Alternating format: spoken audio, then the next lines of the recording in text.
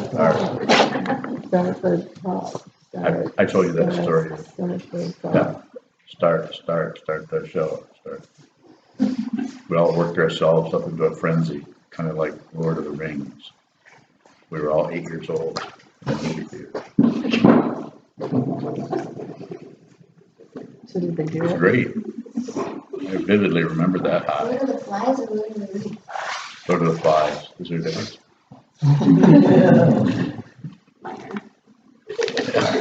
Minor difference. Can we start? Good morning. Welcome. Thank you for having this happen. Thank you for everyone to come on such a beautiful day when you'd much prefer to be outside, skiing or something. It's supposed to be pretty warm today.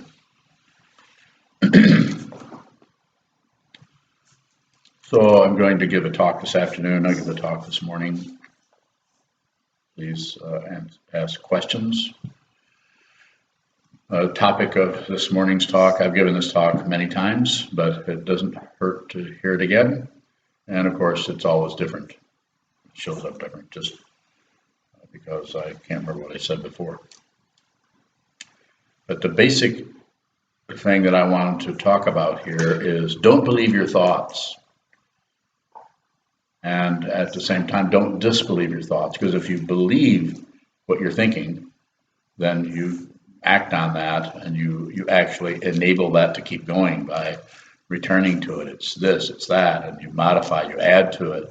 You think, well, it shouldn't be, I shouldn't, and so on and so on and so forth. And if you disbelieve your thoughts or push them away or try to reject them, that might be even more difficult, because then it's actually a negative kind of activity that's happening, if we could say that it's happening at all in the consciousness. So how the hell do we do that? First, you see the way in which you believe them, the way in which thoughts arise, and you grab right onto them as if that's it. There's no exploration happening there. There's just an immediate, that's how I feel, that's what's happening. I feel this way. So we even share this. Well, how do you feel? How do you feel about what's...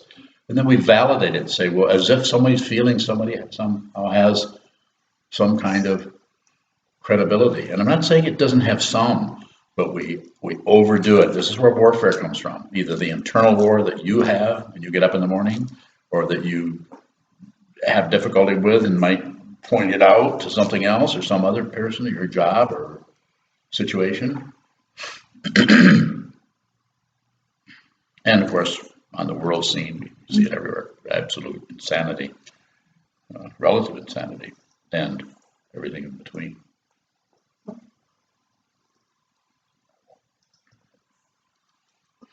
So as meditators, as people who are studying the Buddha's Dharma, whether you consider yourself a card-carrying Buddhist or you just and you are am. Am works. You are am. No, that doesn't work. Ask her. I don't know where you're going. I was trying to write poem. Didn't come out very poetic. So if you are what? What did I say? Help me here. What's the next word? Where's the period? You hear a period? If you're a card, yeah. Or you're just interested. Or yeah. Thanks. You want us to do that? Yeah. I'll tell you what. You guys do the talk anyway. You actually do it, because if nobody's here, I don't talk. That's not particularly a Zen-y statement. It's just the truth. If you're here, there's a talk. It's always mutual. There's not one thing anywhere that isn't mutual. This doesn't mean that duality is real. It means that everything looks like two, and then we keep moving it around to suit our own convenience, our own passion, aggression, ignorance, our own grasping, our own rejection, our own desire, our own wish for things to be different than they are. Second noble truth of the Buddha. And this is why I often say, I'm saying now, and will probably say until I keel over, don't do anything unless you have to. It's a very simple thing. And it causes each of us, if you think about that, reflect on it, contemplate it, it's like you actually go in and see all the things you are doing that you really don't have to do. You don't really have to. It's like there's some kind of little lottery thing that we're sucked into. It. Well, maybe if I do this, pardon me. So the way that we work with the suggestion to not believe our thoughts is first, if you're a student of meditation, you're sitting facing the wall every day, hopefully. Sometimes you're doing some block sitting or extended sitting, which I recommend to everyone. And you're training yourself to just see clearly. We're just trying to sit down. We're not trying to get to some kind of state. I don't really give a damn whether you ever have a pleasant meditation. Not that I want you to be miserable, but it's not about, I had the greatest meditation, I'm telling you. I think I was probably attaining enlightenment. But it was like a shelf. I got this shelf and then the shelf fell off the shelf. So what am I saying? I'm saying, even if you sit, you're bound to have some really good feelings, or really uplifted. You could get into some kind of a samadhi or some kind of a state of mind where there's just an overall sense of peace and equanimity. Well, enjoy it. But don't accept it, don't reject it, don't look away. Don't do anything with it. You'll see that anything that shows up, anything that shows up is going down. I mean, your actual birth is your death warrant.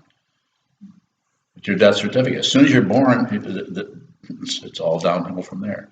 I'm trying to be funny. Of course, it's not funny. But it is. It's something, anything, a thought that comes that is born is like a living being. And we say, in this tradition, don't kill, or at least observe the way in which you continue to kill your own thought patterns. This, taking a thought and cutting its throat or getting rid of it or pushing it away, is a form of taking life. You're actually interfering with the mandal of the present moment. Don't interfere with anything. So bring as much awareness, bring as much clarity, bring as much space, bring as much sky as you can to the clouds that are arising. You don't have to fool around with the clouds. They're fine. They may be good, they may be bad, they may be horrible. It is often said, and I'm saying, whatever's coming to you, that you got that coming. If you say, I don't deserve this, maybe you don't deserve it, but it's coming because everything is dependently arisen. So therefore, anything that is happening to you, including the shape of your ears, is supposed to be that way. Why come it's supposed to?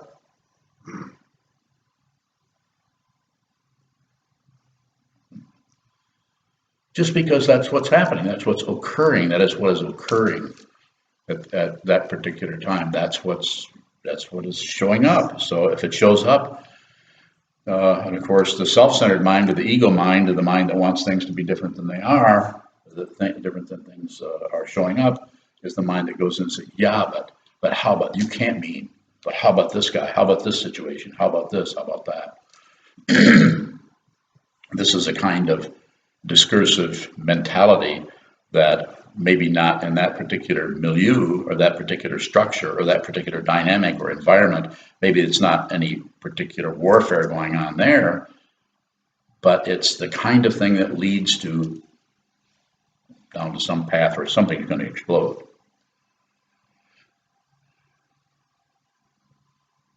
So the way in which you work on, if you're listening to what I'm saying is resonating with you about your thoughts, only you will know. This might not make any sense to you.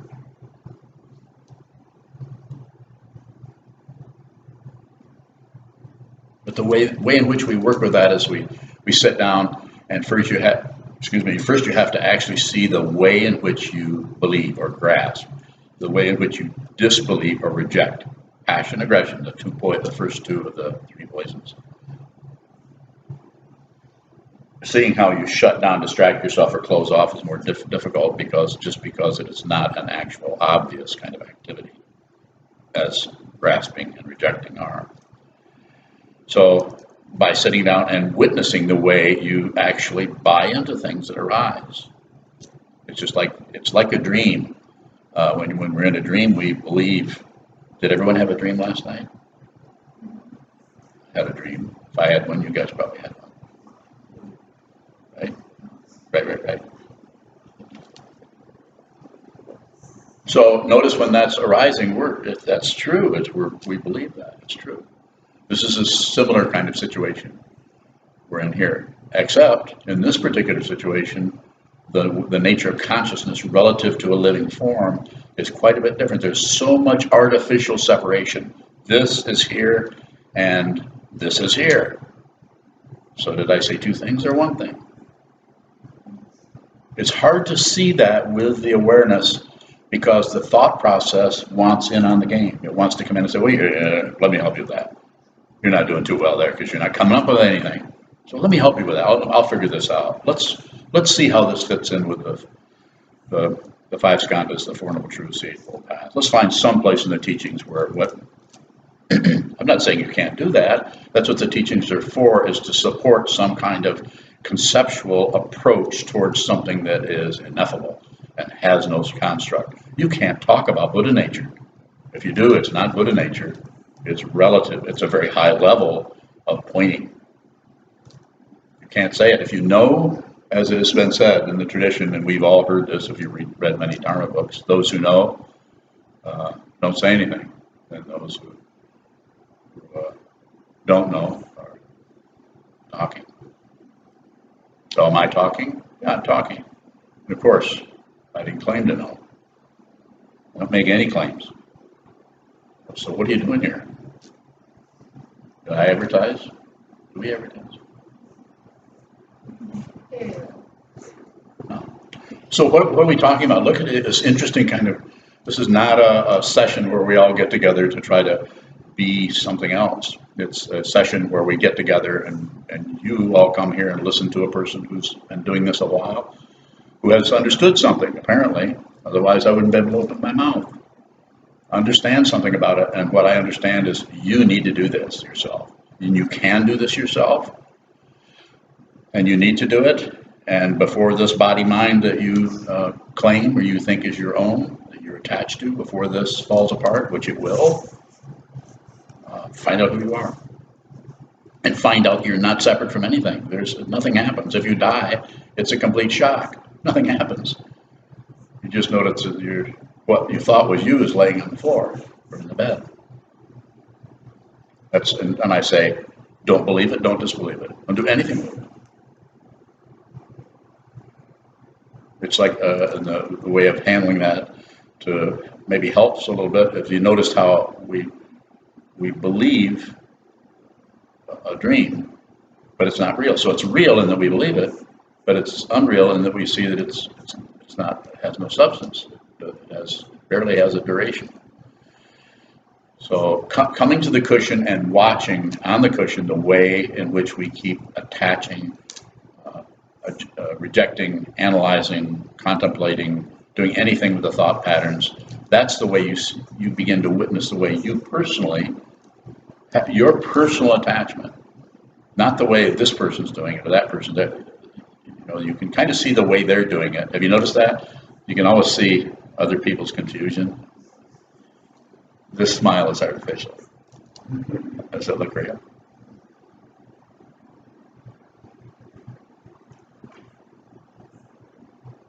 So what am I saying? I'm saying, please, I'm asking you, when you leave here, when you practice the rest of the day, and when you leave here, when you go about your life, try to include some awareness practice. Please. You'll never regret all this time that the ego says you're wasting, because you've got so many important things to do. All this time that you're sitting,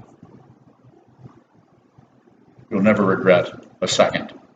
You'll never look back and say, oh my God, I shouldn't spend all that time, waste all that time on the cushion, and I could have just been, awake. So there seems to be some kind of a path going towards this.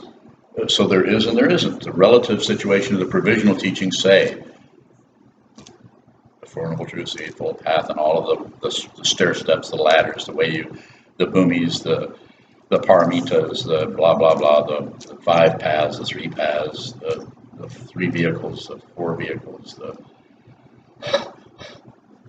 And it's not that those aren't helpful. It's not that we can't use. Sometimes you find some particular conceptual construct that seems to work. Seems to, if you contemplate that, it kind of shows you something.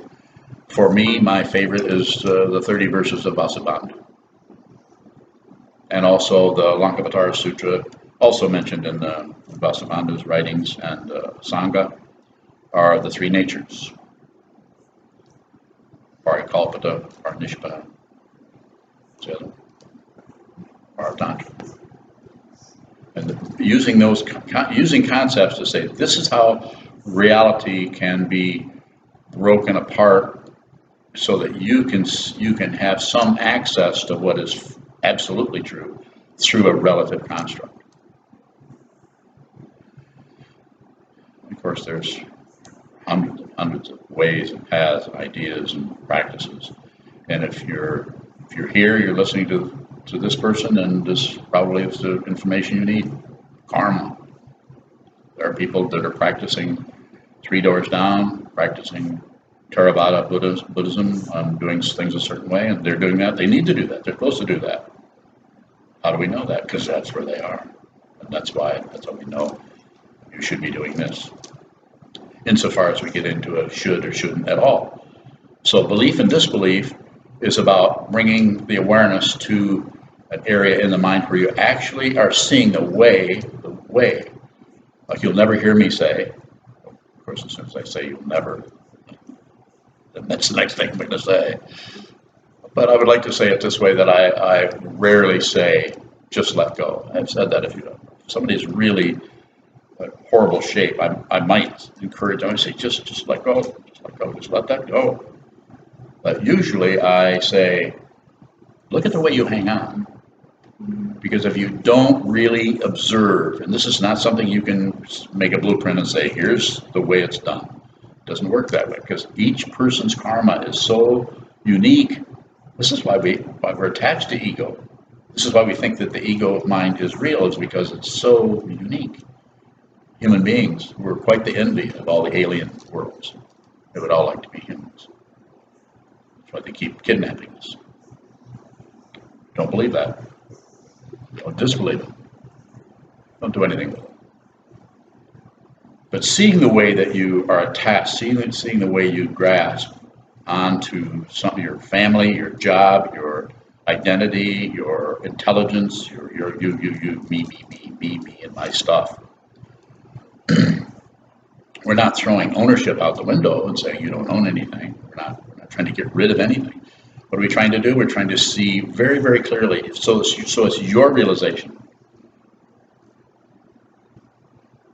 And interestingly enough, if it's really, really your realization, it's not separate from anyone else's realization. But you still have to go through your own Dharma door. Your own Dharma gate is the very thing that you're trying to, as Atisha said in the 12th, 13th century, in the Atisha's 7 points of mind training. Work on the greatest defilements first. So work on that part of your mind, that area where you really have problems with jealousy. You really have problems with control. You really have an issue with shutting down on things. You can feel that you're shutting down. And one of the ways you get free of something is to shut down. The way someone else gets free of something is to go to war with it. Another way another person does it is to explain it, justify it, condemn it, blame. Well, if it weren't for, this is passion. Well, if it weren't for them, here's the interesting thing about that. It's interesting to me. It might be interesting to you. Is the very thing that in your life that you can justify, you can say, they did steal my boat. So therefore, they're bad, and they should be punished, or they came into my yard, went around the side of my house, took my boat, stole it, and now I caught up with them now. So, simple idea. And yes, they did do that, but the realization around that is nothing really belongs to anybody. And they're operating out of their karma, you're operating out of your karma, and we're not saying that you shouldn't get your boat back. We're not saying that you shouldn't operate on a relative situation, but the ultimate view should be that nothing occurred. Nothing belongs to anyone. Or you can say it the other way, which is saying the same thing. There isn't anything that doesn't belong to you. Realization of this means that everywhere you look, you don't see anything that's other than you. It's other than your territory. That's why it says in our precepts, to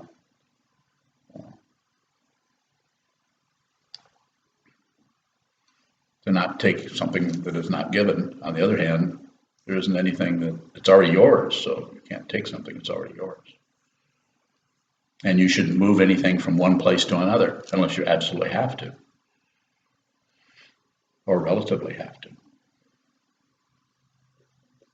So bringing the mind, bringing the awareness down, taking the one thing that we have a little bit of say-so over is our bodies. Not a lot, we have some. But we show up, we're born. Somebody spanks us, somebody feeds us.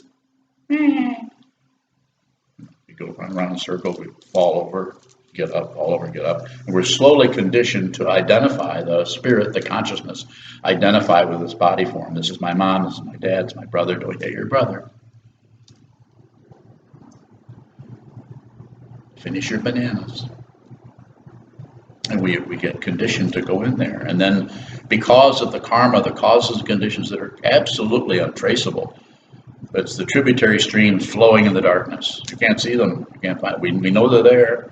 It's the Alaya Vijnana, the storehouse consciousness, that if something happens here, that happens here, that sends waves, or sometimes in the tradition it's called perfume. It goes up into that. Just a way of talking about it. We don't know what it does. Probably doesn't go anywhere. It's probably right here, as if there is a here. But it's always affecting that. So everything that is moving is being affected by everything else, dependent origination. And when we believe something, we lock down and solidify something. This body mind that is here has an aspect of belief to it, an aspect of grasping. And it is completely about passion. I want this.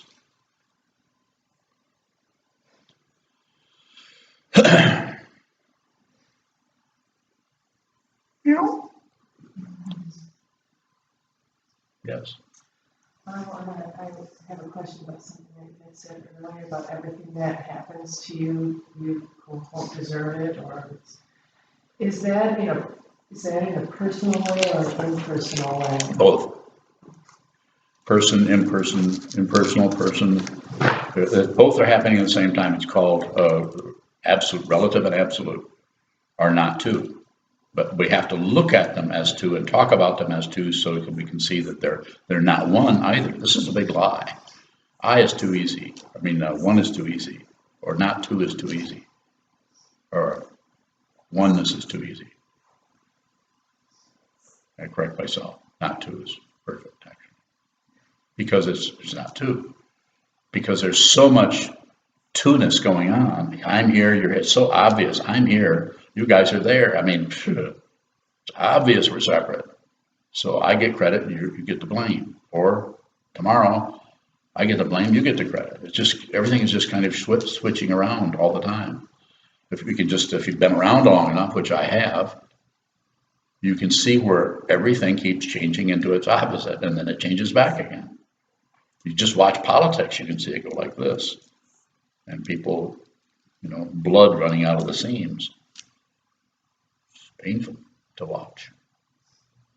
And to try to enter into that and do something based on karma, based on right and wrong, don't do it. Train your mind. Face the wall. Don't waste your time. When I say don't waste your time, I don't mean that you shouldn't be supporting people who are working with this in a different way, a different level. They're actually working to protest or working to.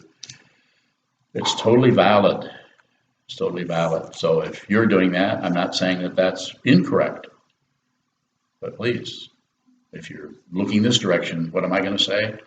Do whatever you need to do. I don't know what karma is leading you to that, but the most important thing you can do, and the one thing I will tell you to do, if you look this direction and it looks like you're listening, I'll say, train your mind. Sit down, see what is true for yourself. See what is true. What is true? What is true? What is not true? Find out. Shoka. What does investigating during post-meditation look like? Don't add. This is what not investigating looks like. I think it's that. I think it's this. Don't add. A willingness to not know. To look at every situation as if you have no idea what to do or what's going to happen next. Like you don't walk in this door and have no idea why you're even here or what this is about. You can even pretend to do that. In order to be creative, I think you'll go along with this, you have to actually be in a state of not knowing anything. Otherwise you can't, it's like empty out your cup so you can receive something. So you have to have a state of openness. This is what meditation does. It slowly or immediately or after a while starts to open you up so that you can see what it is you really should be doing with your life, moment by moment, or with your mind, if anything. So again, it's that negative situation. You have to see the way in which you're shutting down on that. You're shutting down on the investigation by believing your thoughts, thinking that some things are true and some things aren't. This is relative truth, and if you get stuck to it, it's just like it's glue. This is why we sometimes need to do this. So rocks or join this or bow or come in front of an altar and prostrate 108,000 times. And then that kind of thing is so intense and so repetitive, eventually the ego mind starts to look at that. But looks at it in a different way. Don't misunderstand me. I'm not saying you need to prostrate 108,000 times or that you need to do anything more than once.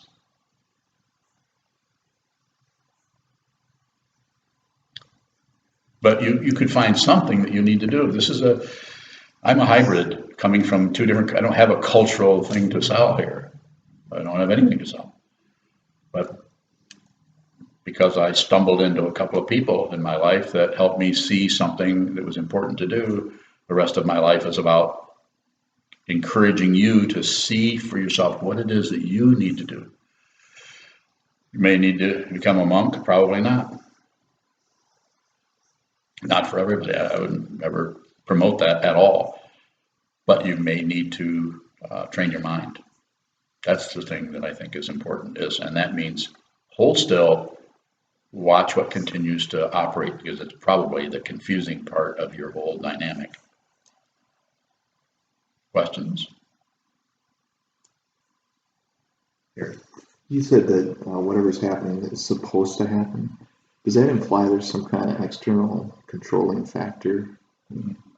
The whole idea of external is a misunderstanding of what you're looking at. Internal, external, or you can't have external without internal. If everything was just external,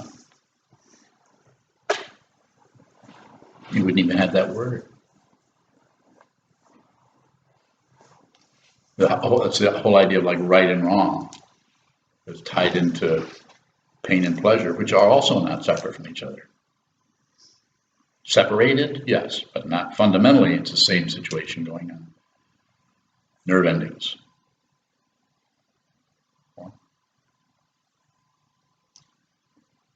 I was hung up on supposed.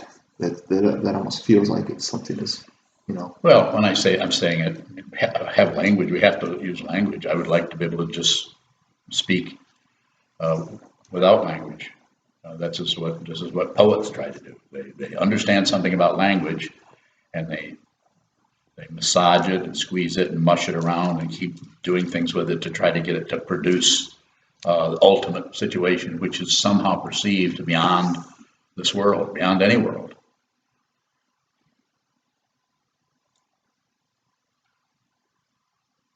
So when I say supposed to happen, I'm saying it's the way Sakyamuni Mipam, one of my teachers in the past, said when something terrible happens to you, really terrible, your karma's ripening. It's just it doesn't mean, it doesn't mean like you're getting paid back. We're not talking about payback. That's another way of thinking. We're just saying that, if you're a tree, you're going to find walnuts on the tree. You're not going to find watermelons. If you do, come and see me. talk about that. But it's like that. You're not gonna, whatever if you want to see, as has been said before, you want to see your past life, look at your body, because that's where it came from. You want to see your future life, look at your mind, because that's where you're headed.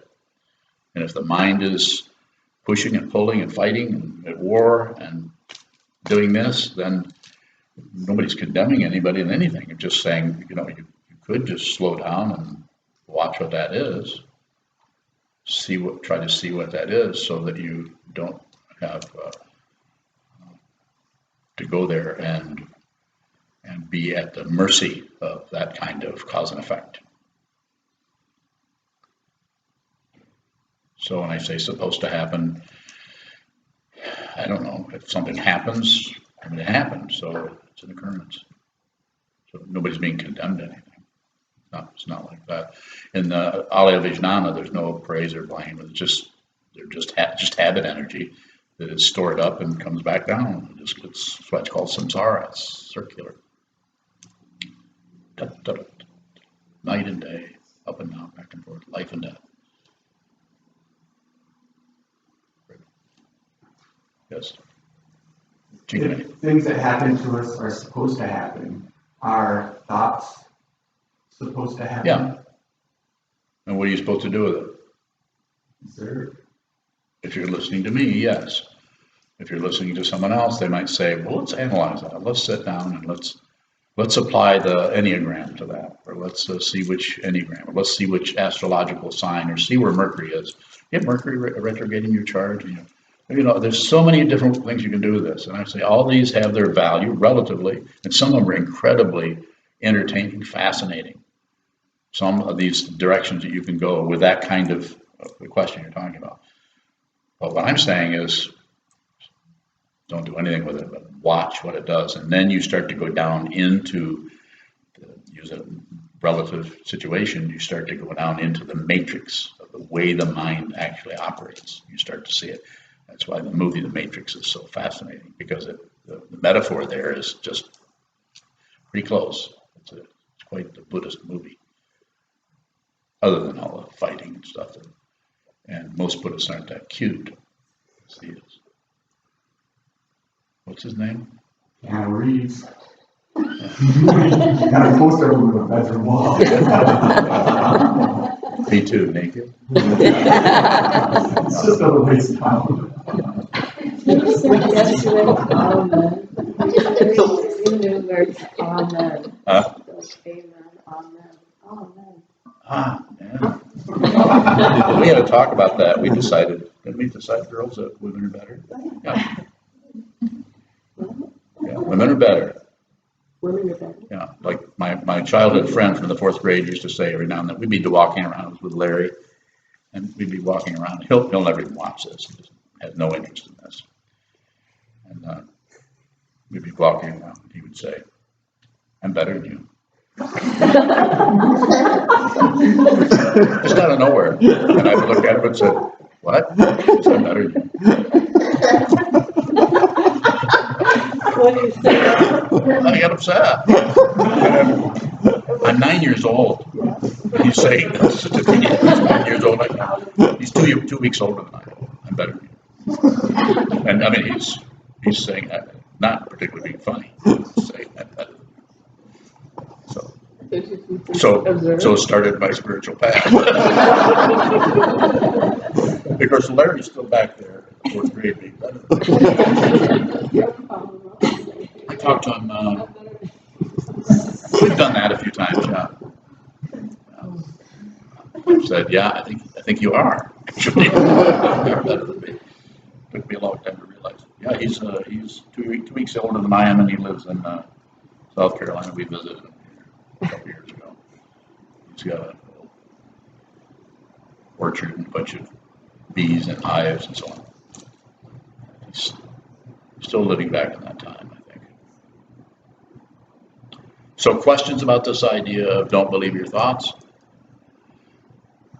So you don't, the idea is if you just watch the way I'm using my hands, don't believe it, don't disbelieve it, and don't look away from it. It's a very interesting, it's not laissez-faire. I don't mean that, because that's objectifying something and saying and actually doing something with it by having some kind of attitude towards it. Whereas this is more about observing the way you grasp, observing the way you push away, and observing the way you shut down. The observing part will take care of it. And you, just to tell a story about it, you may find that you never really stop grasping. You always are going to do that. Or you're never going to stop distracting yourself or shutting down. But you're very, very aware that you do that. It's always about awareness. It's never about getting somewhere. It's like in the metaphor for going up and down on the mountain. You know, it's a mountain, it's a path, and it's got pitfalls and things to trip over, and sometimes it's dark, sometimes it's light. Brittany? If we find that we can never actually stop grasping or doing something Yeah. that causes difficulty for us, then what changes with those items? Well, you wake up. You realize there isn't anyone to grasp. The grasping is still there. There's no grasper. The thoughts are still there. There's no thinker.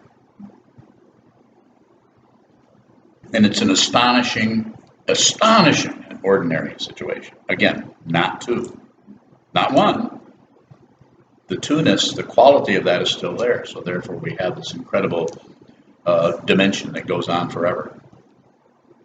It goes on forever in the sense of, not in the sense of time going on forever, but it's just always that situation. Unless it's not.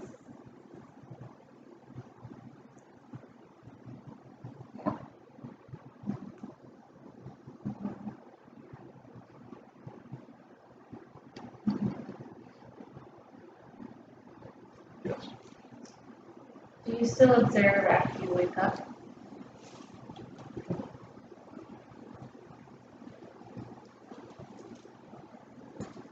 Nothing changes and everything changes. That's why it's called awakening. Yes. We discussed a little bit about an intellectual understanding of this and actually seeing it yourself. I mean, Yeah, the intellect takes a back seat. Relative way of saying it. The intellect is there, it's like a tool. But someone who gets very, very intellectual about everything, it's like they kind of overdo it with the toolbox. You know, this every time you try to go away and see what is being indicated by this, coming back to the tools and the concepts and the ideas and the right and wrong and should be and shouldn't be, and this is this, and this is that. More? does the intellectual understanding of Buddhism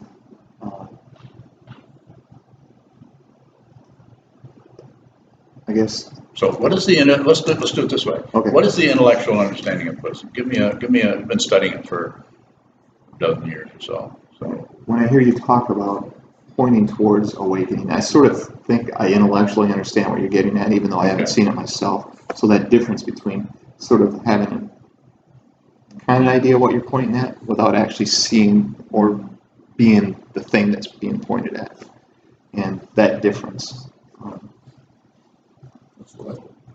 Question is, how do you know when those two things disappear? when it doesn't make any difference whether they're in there or not. Not two. Confusion and realization are not two different things. You can't have awakening without confusion. Someone who is realized will not feel like they're realized. And someone who's realized will not feel like they're not realized. They won't have a position on that. It's people who are not awake that actually think there's something else should happen. Second noble truth is Buddha, wanting things to be different than they are. When you finally are just genuine, confusion comes and goes. I mean, there's no ego to get rid of. It's just a useless struggle and war. And there's no way to really, hit somebody and say, just stop doing that. Although you can yell at them and so on.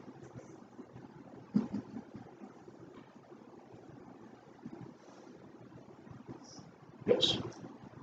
If you were on an island and you never, Where's an island?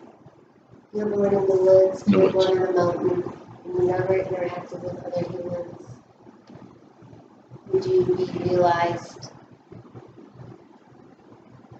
just because you were alone? No, because you were separated. Your life would have a certain quality to it, but there's too many other things that are involved, too much the causes and conditions that would lead up to that, being born and abandoned by your mom and dad on an island to be raised by chipmunks. Are we born and realized, and then we, Of course. it's always there, we cover Well, it up. we cover it up, yeah, out of If you fear. were born alone, and there was no interaction, we would still cover it up. Well, you'd have the relative situation of the fear of being eaten by something, or the fear of starving. So you'd be identified with the body. Now, it would depend on all of the karma that led up to that particular body. We've been around here for a long, long time. This is just temporary. This is like we just put on this clothing, but who you are, your fundamental nature is not separate from the Buddha, the awakened one, or the absolute truth, or however you want to say it, the light, or the source, or that's separate from it. If you realize it, the warfare is over, the fear is gone. Even fear is not scary anymore. Even extreme pleasure is not particularly fun. Nor is it not fun. It doesn't, the whole dynamic just changes. But you personally, and anyone else, including this old man, you have to do it yourself. You have to go in and you have to see it yourself. And this is one of the ways that it's talked about in the Yogacara tradition, is a revolution at the basis of consciousness. Actually, it's not even that. But that's a pretty good way of talking about it, because it is some kind of complete turnaround. We all know about turnarounds. I just gave a talk on one about flipping emotions. Did any of you hear that? That's where you have an emotion, and instead of just don't do anything with it. Don't believe it, don't disbelieve it, but instead we believe it. We have a kind of attachment to it, and it's so attached that we turn it over and start writing on the back. We flip it. We take the emotion and ignore the emotion, turn it into something that is like a chalkboard. And it's because this is why I'm feeling this, because of this and this and this. Then we check with our friend, what do you think? Yeah, I think you could, yeah, number 3 works, but those other 2, I think you're wrong there. Or we go to our therapist, not taking anything away from therapists or counselors or anybody. I didn't even answer your question. But you still like me, don't you? Yeah. Feel the same way. Further question? In general, when awareness arises, it feels as though there's a discomfort along with the awareness. Is that, and not always, but Yeah. will that always kind of be the case where you're in awareness for like oh. It won't matter. I mean, it won't matter because there's no one for it to matter to. It's just like, will there always be a tree growing? Will there always be raccoons running around? You know, will there always be an unflushed toilet? You know, but it won't matter. It's just things are coming and go, just forms come and go in the mind, come and go in this room like little children. It won't matter.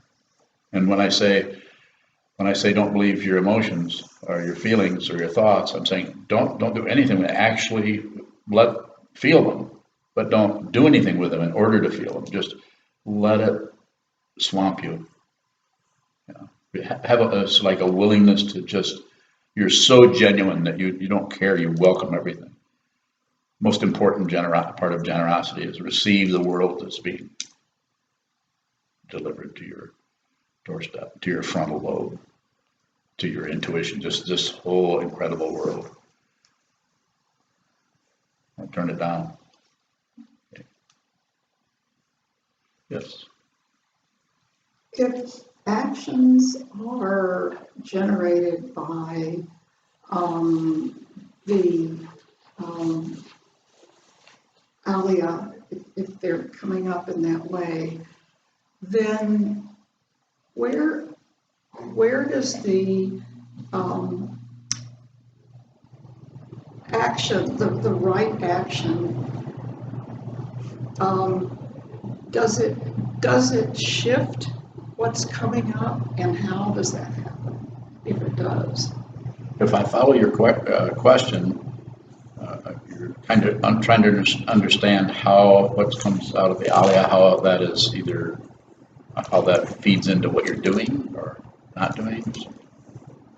Yeah, if it's coming up, and if my actions are arising because of what's coming up, then if I vow to act in a certain way that, Be with all things is Yeah. our vow. okay, then how does that shift the undercurrent? It shifts it because because you're not agreeing with it, you're not disagreeing, you're not doing anything with it. And the awareness is like a blue sky.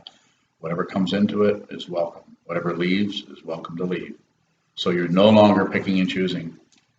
And even though something might come in and might be really negative and feel pretty crummy, you don't add anything to it, like this shouldn't happen, or I'll be glad when this goes away, or I wonder if this will ever go away. You do no kind of addition to it. It's just, it's like good company. No matter how hard it is, it's still welcome.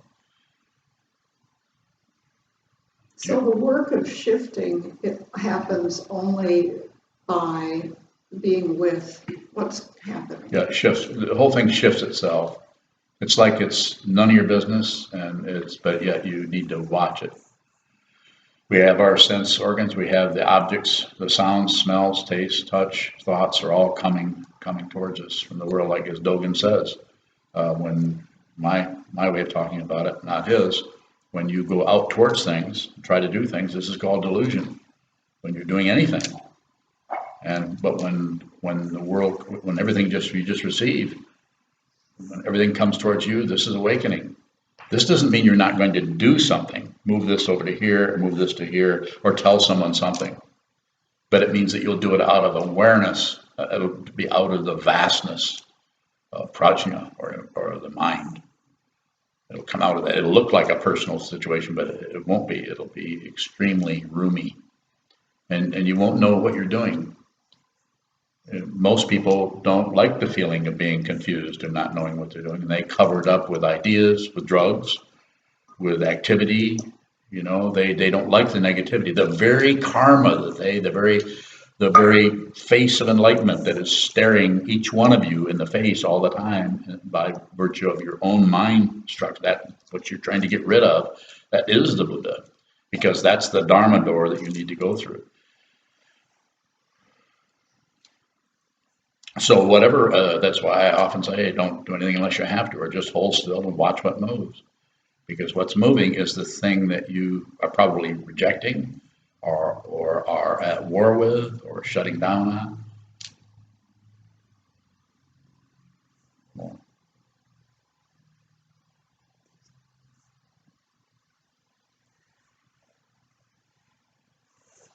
go ahead.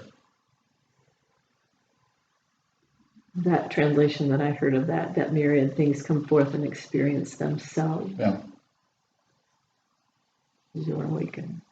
Same thing. Everything experiences itself. There is no self, but we still use that because it has a certain kind of autonomy and singularity, but it's not real. We don't fight with it.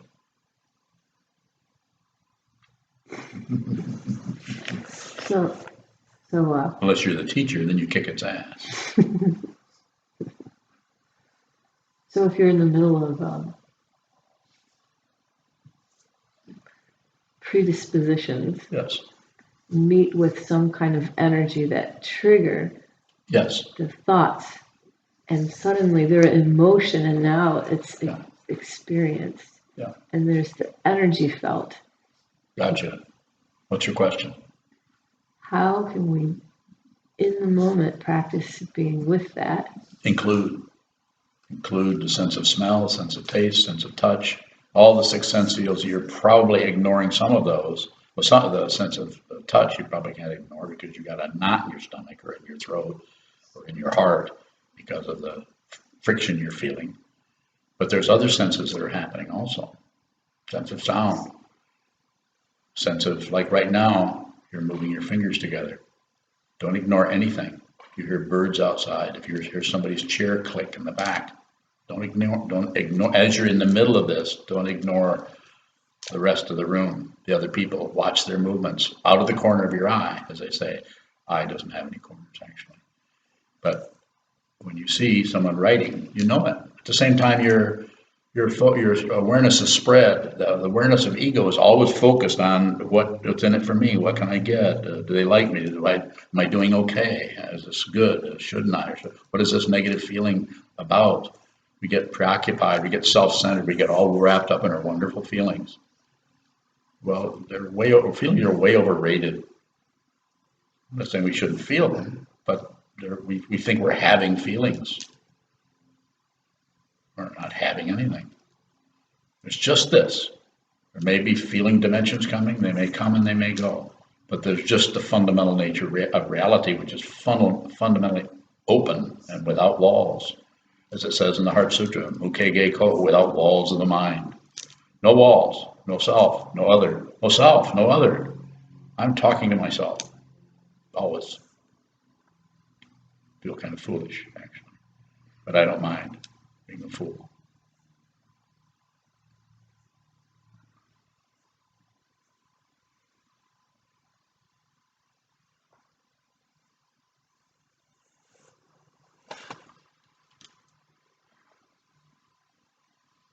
Further questions?